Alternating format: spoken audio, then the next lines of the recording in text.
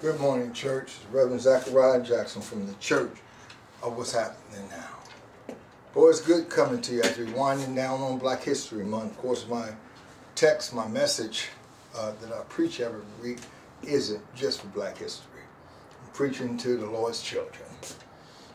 But just as a Black American icebreaker, I had a conversation with a friend of mine, let's say about a half an hour before this message here started. And we were talking about balance in the community, balance with friendship in the Black world. Well, I know of someone that could have used people in his business. Let's just create the story, because I do a lot of stories. Let's say I know a Black person that have a business here in New Jersey. And he had a job to issue to someone, but he couldn't issue as a joint job for the individual. He had to make a choice. He had to make a choice of one between two people. So instead of him picking someone from Jersey, someone he knew, to make peace, he picked someone from the state of California. Let's just put it like that. Okay. So he picked this person from the state of California. So I said to a friend of mine this morning, I said, well, that's counterproductive. So she said, why you say that? I said, because why didn't he pick someone from New Jersey? Someone that he knew. She said, oh, well, it was right, because if you'd have picked someone from New Jersey and didn't pick the other person would have had a problem. Okay, so you have $1 million contract. So I don't give it to someone I know. Let's say I know 5 people. So instead of picking out of those 5, right, I pick someone way over here that I don't know this region that good, don't know what. I pick somebody from way over there and bring them here. So that's right in her mind. I said, well, that's kind of counterproductive on your side. I mean, you listen to Lynn Richardson, Les Brown, you listen to all these motivational people because you shower me with all the stuff. And, you know where I stand on these issues. And you shower me with all your great motivation and all this, and you spend money to go to these motivational concerts and this, that, and other. And I say, you can fix your mouth to say something like that and to believe the actions of this other person was right by picking someone from the outside. Because if I pick you and I don't pick your friend, right, I give you the $1 million contract, and I don't give it to your friend, that your friend will be mad at me. Yeah, well, that's how it is. So pick someone I don't know, so to keep the peace. Right, okay. So I said, well, let's just say if I pick you, and I pick you with that $1 million contract. You got the $1 million contract, and then what you do is you start, after you got paid, you start another business that maybe you and your friend can co-join, or you'll be able to create something that other people, words of Adam Smith, the father of Western economics, that the drive of one help and propel the actions of others. So if I build a company, my drive is to build this great company. I need workers, so I got to hire people that might not have that drive. I said, what about that? Oh, well, okay, well, I got to go. I said, well, you need to keep on going. You need to keep on going. And you need to keep listening to your motivational people until you get you some motivation, because that's counterproductive. Okay, church, today my text is from Jonah. I'm going to start from Jonah 1, verse 1. Now the word of the Lord came unto Jonah, the son of the Amittai, saying, arise and go to Nineveh, that great city, and cry against it, for the wickedness is come upon him before me. Instead of Jonah doing what God told him to do, and I'm sure most of you are familiar with this, and I'm only sticking to this text because so many of us are in a run from who we are. There's a lot of people, they're running from the sight of God in many ways, or they're even running from the sight of themselves, church.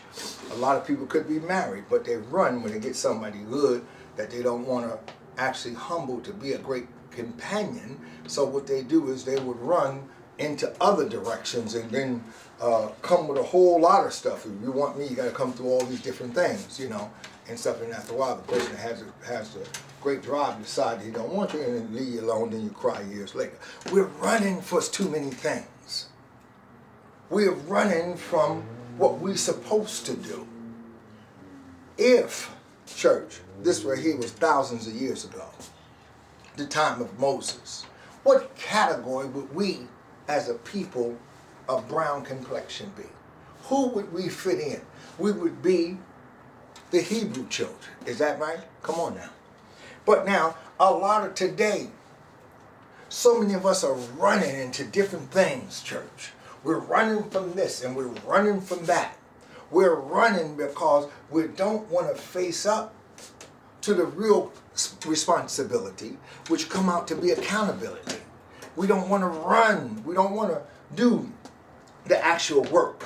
So like Jonah, we run. And then when a person, that's why you have to be careful. I always tell young people, you be careful, and people in general, you be careful who you run to. Or you be careful with people, because you don't know that they might have had a job on their life, a call on their life, and because they didn't do it, right, they catch you all up in the mix. Jonah rose up and run under to Tarshish from the presence of the Lord. See, Jonah didn't want to fight. He didn't want to do what he was supposed to do, so he ran. But because of your actions, church, as a running person, and you're not doing what you're supposed to do, now all kinds of trouble come up on you and up on the people that you ran with, or the people you hired to run with you. Jonah fled because he was running, church, from the presence of the Lord. How can you run from the presence of the Lord when the Lord is everywhere? But in your carnal mind, you believe you're running. As a lot of us in our carnal mind believes that we're running. We're running from the city. We're run over here. We run into these good jobs and we don't give back like we're supposed to. We ran from poverty to riches instead of helping and creating programs to uplift the people. We run from it, so we run to the Mercedes dealer. We run to the Lamborghini. We run to this, that, and other. And a lot of the things that we're doing, at the end of the day, church, because of that run, at the end of the day, it don't amount to a hill of beans. You know, when God lifts you up, church, it's your job to lift other people up. That's your job. It's not your job today, as a lot of us today, we're unrecognizable as Hebrew children. Meaning that I know I'm a Hebrew child. I work a common job. I make a decent salary. But I got to walk great steps, straight steps, because I can't wither fall because I have nobody to pick me up. But today, you don't know who that look like me is rich and who's not. We don't know. So the idea is, our job as Hebrew children is to lift up others. Not only lift them up when you think they're down, but we have to do as other groups do. We have to strategically put programs together. We got to put programs together for our people unknown to them. We got to lift others up that unknown to them that you're lifting them up. It ain't always got to be a loud holler.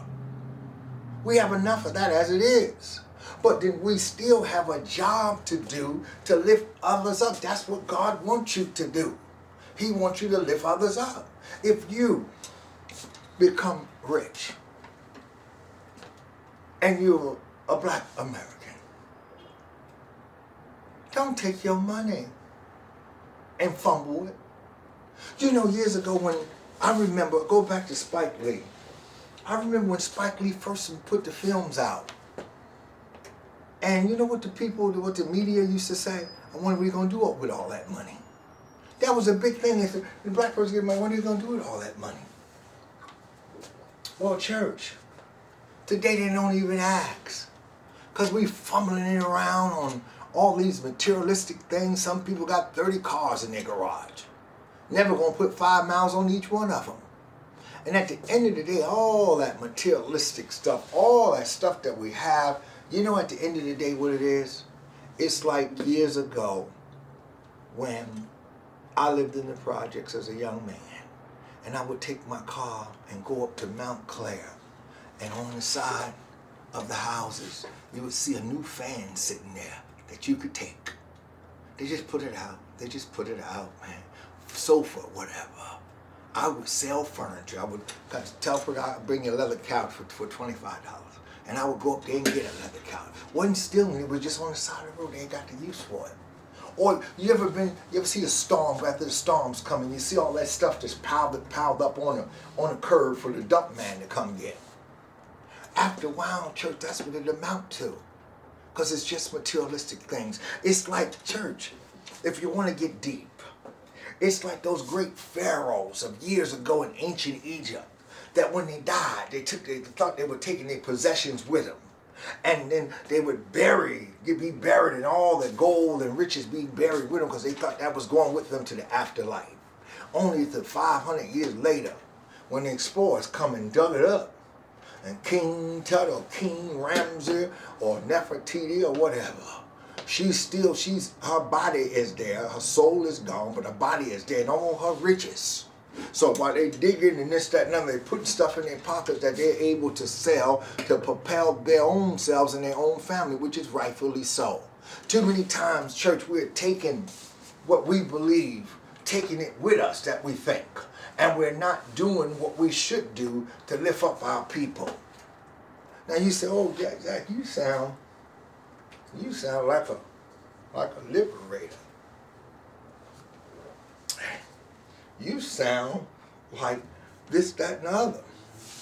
Well, I remember when I had the radio station in Plainfield and we did a segment on love. And I said, all I can do to talk about love is tell you, I love you. Now, you could have been a person that had been bombarded and heard that message years ago. And because you heard it so many times with many people that didn't mean it, you might not believe me. But all I can tell you is I love you. That's it. That's it. And you say, I heard that before. Well, it wasn't genuine before, but now you got to navigate your mind to figure out what's genuine and what's not. So the idea is, we have to look at these different functions, these different things today, and say, you know what? All right, I'm no longer living in the community with people that reflect me wholeheartedly. I moved up. All right, you moved up, nothing wrong with that. Booker T. Washington kids didn't go to the school, to Tuskegee. They didn't go to those schools that he built. They went to other schools. But only years later, I guess, to come back and have to honor their daddy at the Tuskegee and the other schools that he familiarized himself with. You can go, but at the end of the day, you got to come back to what you left. You got to come back to it. Church, what I'm saying is that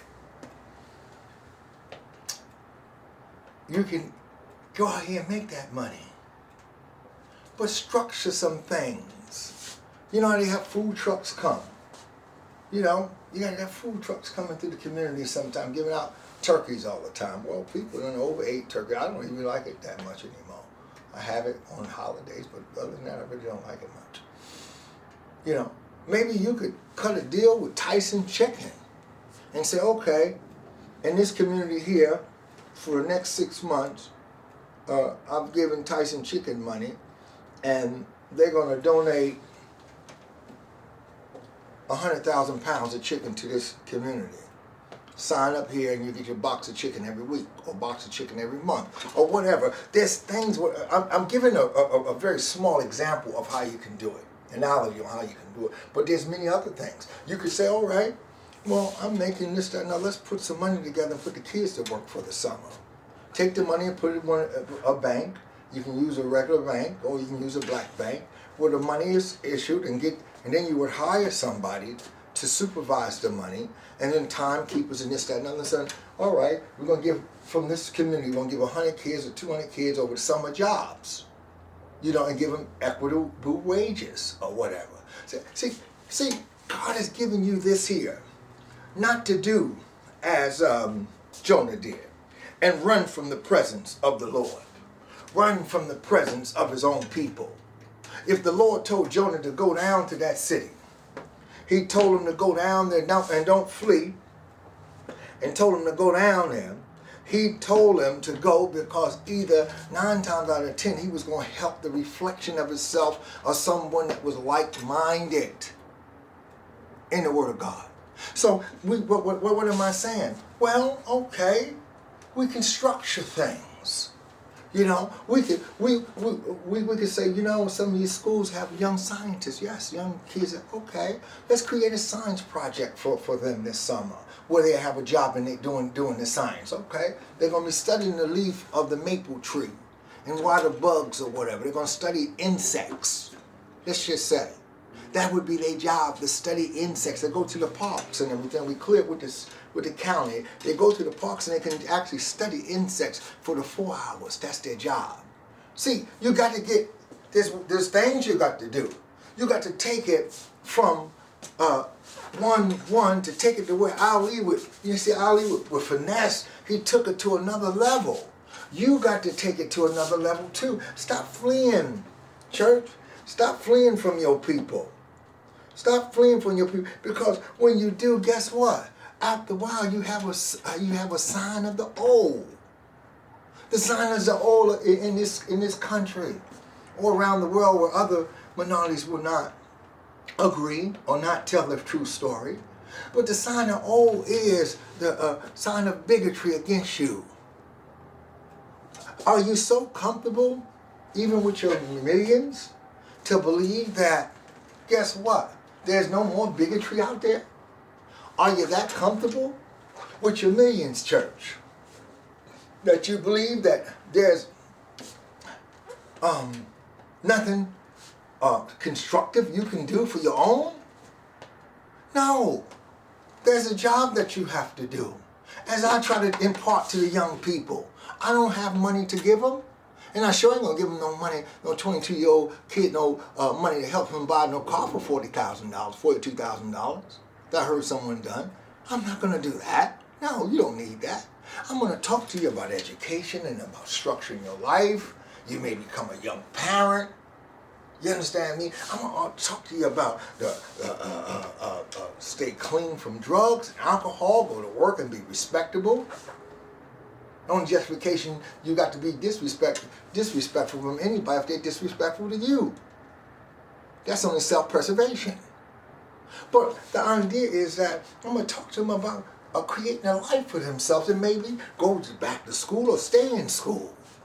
Become some of these teachers. Have a vision. Have a vision. Your vision shouldn't be like Jonah was, to flee from yours. Because you can't run. Jonah tried to run. He tried to run. But the Lord sent a great wind into the sea. And there was a mighty tempest in the sea. So the ship was likely to be broken. The mariner said, and sometimes you got to say to people, what the hell is this going on? You heard what I said. What the hell is going on? Who brought this among us? We were calm and collective, cool and collective years ago. Who brought this mayhem among us?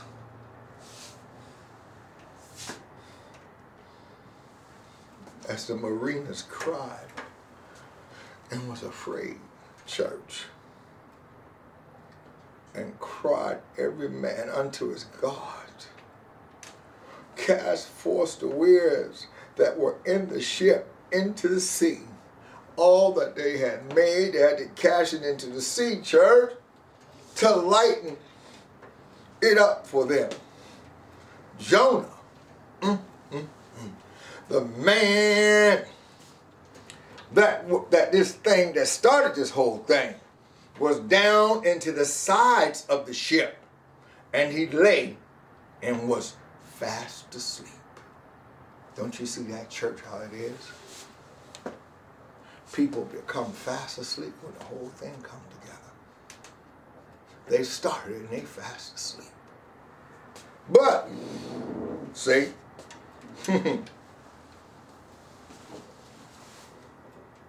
the ship captain came and said, "Who thy call up on us?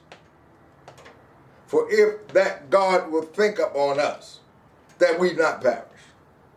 And they said to every one to his fellow, "Come, let's cast lots." See, science had already started. Knowledge had already started back in those days. Let's cast a lot that may know who caused this evil upon us. See, they're thinking people in that ship. So they cast a lot, and the lot fell upon Jonah. Then said unto them, "Tell us, we pray thee, for who's caused this evil upon us, that thine occupation?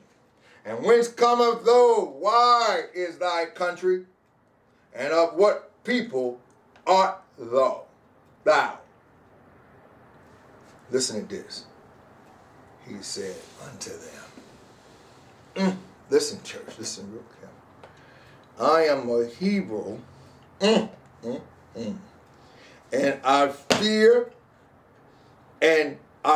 fear the Lord, God of the heavens, which have made the sea and the dry land. Then the men made exceedingly was afraid, and said unto him, "What hast thou done?" For man knew that he fled from the presence of the Lord, because he told them. The difference between a lot of situations and Jonah. Jonah was honest. You know, if you call most people, that there's a day of honesty that's in them that will come out. The most hardened criminal, there's a day of honesty that come up. The most fabulous whore today, whether it's man or woman, honesty is going to come up on them one day. They say, he said, he said up to them, to get rid of this tempers, to get rid of this thing, you got to take me up and cast me into the sea, so shall the sea be calm unto you. Church, we have to sometime cast people up, and we got to throw them out, so the sea can be calm for us. I'm going to say that again, church, because sometimes that's hard for people to believe and hard for people to do.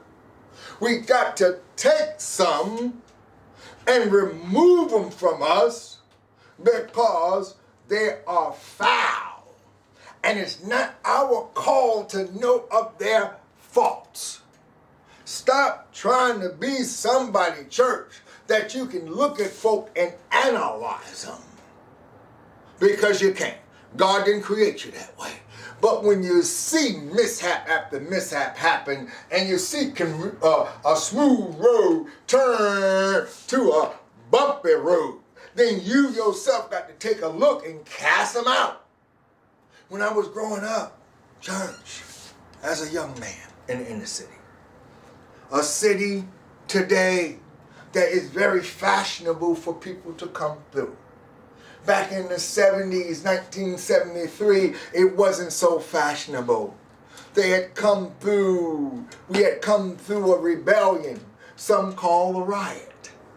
The city was destroyed and people were fleeing from the city. But today, they are fleeing back.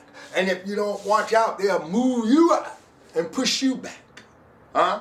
People are running in here like it's a great football game. They're running in here like it's free chicken and free diamonds being given out. Buildings are being built, and you don't know who the hell living in these buildings that's being built. They're coming back. They're coming back. They're coming back. And it's all good. We had to learn, even in this approach, how to cast people out from you. Coming up in this city years ago, I lost my train of thought, I'm going to be honest with you. I grew up with a lot of friends that I loved, but a lot of their behaviors showed me down the line that they would not be able to carry the torch of innocence. That they were looking, as a guy would say in a boxing ring, he was begging for a right, and he got one. I knew from whence I came that I didn't have nobody but Mama. Daddy has died. I had nobody. Mama to me was what the lunar modular limb became to the Apollo 13. So I couldn't not power down the Mama. Let me just say this. Like they had to power the Apollo down. I couldn't power down. I had to power down the Mama. Like the Apollo 13 had to power down. Because I had to, in Apollo 13, they had to fire limb up. They had to fire the lunar modula, nicknamed limb. They had to power it up. I had to humble myself to Mama and be a good student because I needed her energy. God, although her years was nearing, I could get that energy, church. And I could take that energy, huh? And I feel, church, what the astronaut felt in the Apollo 13. I feel, church, that after they powered the Apollo 13 down, that they were able to fire up limb. And when they fire up the lunar modula, they were able to be pushed. And as they were pushed, they released limb. They were able to come back to Earth. Had limb not powered up, they'd be dead in space today. Had I not humbled down and listened, I would be destroyed today. Well, church, the text of this message is this here. Power down. Because God got a limb out there. Power down. There's a modular out there to push you. Power down. Meaning, you got money. And sometimes you wonder, is it real money? With your behaviors to some of the rich Hebrew children. That is almost as though it's become stupid dollars. You're not powering down to build up the communities or to build up people. You're building up situations. Power down for your people to lift them up. So today, I end with a message. The message I end with, church, today is, let us come together and power down. If we power down, one day we'll be able to get up. Maurice White, the Earth, Wind, Fire, used to say in his shows, if you want to get down, how you say? Oh, Mr. Tate, you want to get down, you got to jump up or something like that, he said, you know.